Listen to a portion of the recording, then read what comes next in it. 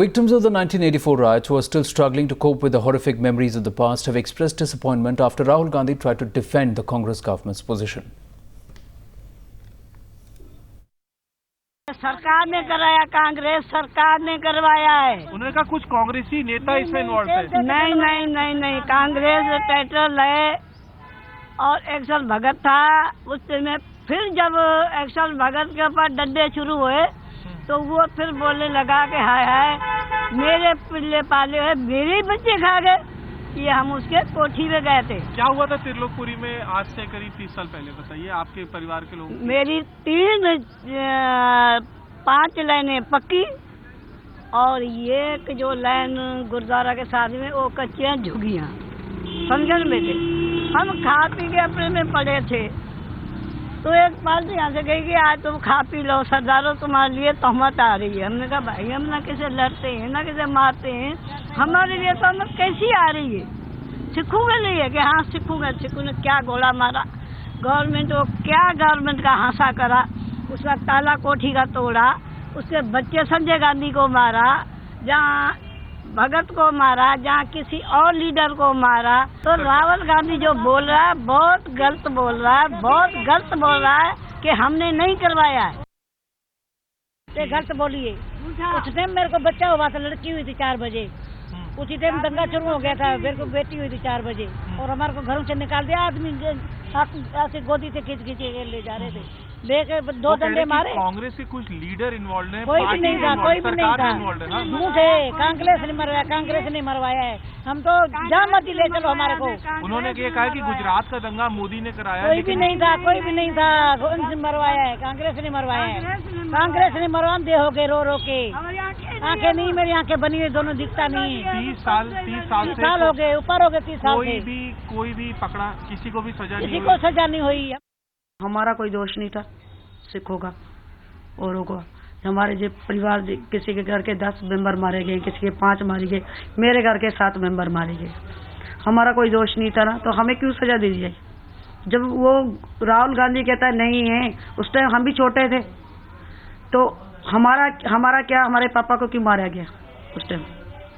तो हम ये चाहते हैं, ये जब वो अगर वो गवाह नहीं, वो मुजरिम नहीं है गए, तो हम भी मुजरिम नहीं है, हमारे पापा भी मुजरिम नहीं थे, तो उनको क्यों मारा गया?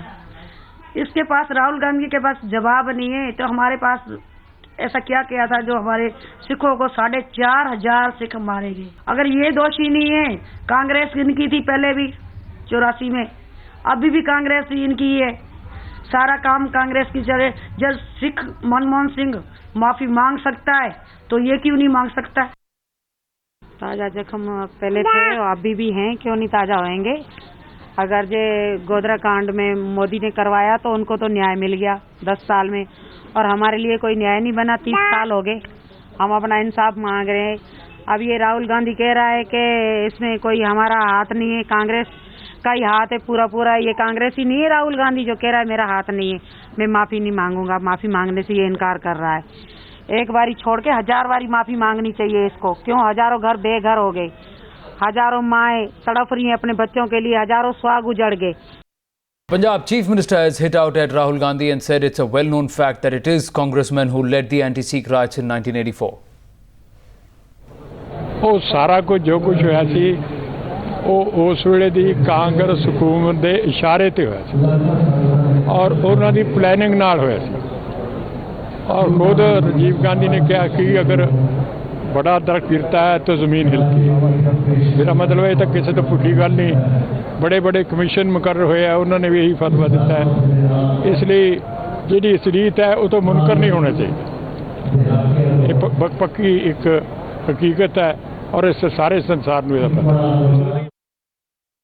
I think the huge difference that is there, that here is a Gandhi family 3rd generation, where I have always maintained that if his grandmother attacked the most sacred temple of the Sikhs, regardless of Sikh sentiments, his father left no stone unturned to wipe out the Sikh community.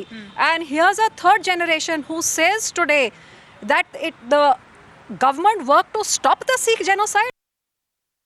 Total hogwash, full of hypocrisy. He says that Narendra Modi was responsible for Gujarat because he was the chief minister. Then what about Rahul Gandhi's father, who was the prime minister, when in Delhi the massacre of Sikhs was taking place? In Gujarat, it was a riot.